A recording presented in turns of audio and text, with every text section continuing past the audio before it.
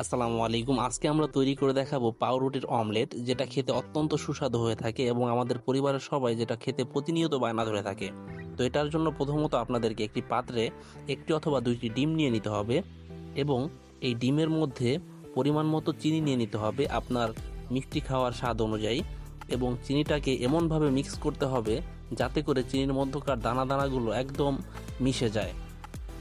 যদি চিনিটা দানা দানা থেকে যায় সেক্ষেত্রে আপনার পাউরুটিটা শেষে গিয়ে অনেক বেশি মিষ্টি হয়ে যাবে, এদিকে খেয়াল রাখবেন। এরপরে আপনার পাউরুটিগুলো যদি বেশি বড় সাইজের হয়ে থাকে সেগুলোকে ভেঙে নিলে ভালো হয়, আর যদি ছোট সাইজের থাকে সেক্ষেত্রে ভাঙার দরকার নেই। আমাদেরগুলো যেহেতু বড় সাইজের ছিল তাই আমরা ভেঙে নিয়েছি। এরপরে একটি কড়াই বা ফ্রাই প্যানে পরিমাণ মতো তেল নিয়ে নিতে হবে, তেলটা একটু বেশি নেওয়ার চেষ্টা করবেন।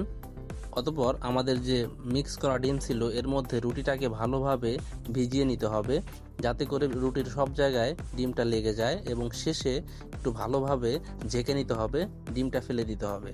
এরপর আমরা কড়াইতে দিয়ে দিব, দেওয়ার পরে এটা সুন্দরভাবে ভেজে নিতে হবে। মাথায় রাখবেন যাতে ভাজাটা বেশি পরিমাণে না হয়ে যায়, সেক্ষেত্রে আবার খেতে খারাপ লাগবে, তাই পরিমাণ মতো ভেজে নিতে হবে।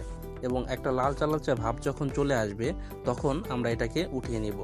এ পর্যায়ে আমরা আস্তে আস্তে আমাদের সবগুলো রুটিকে ভেজে নিলাম। দেখতে পাচ্ছেন কি সুন্দর হয়েছে আমাদের পাউরুটির অমলেটগুলো। আমি তো ভাজতে ভাজতেই কয়েকটা খেয়ে ফেলেছি, যার কারণে এখানে কম দেখাচ্ছে।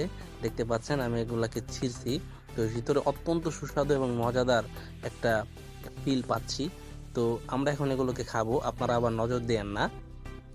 সো আজকে এই পর্যন্তই, আশা করি সবাই ভালো থাকবেন। আসসালামু আলাইকুম।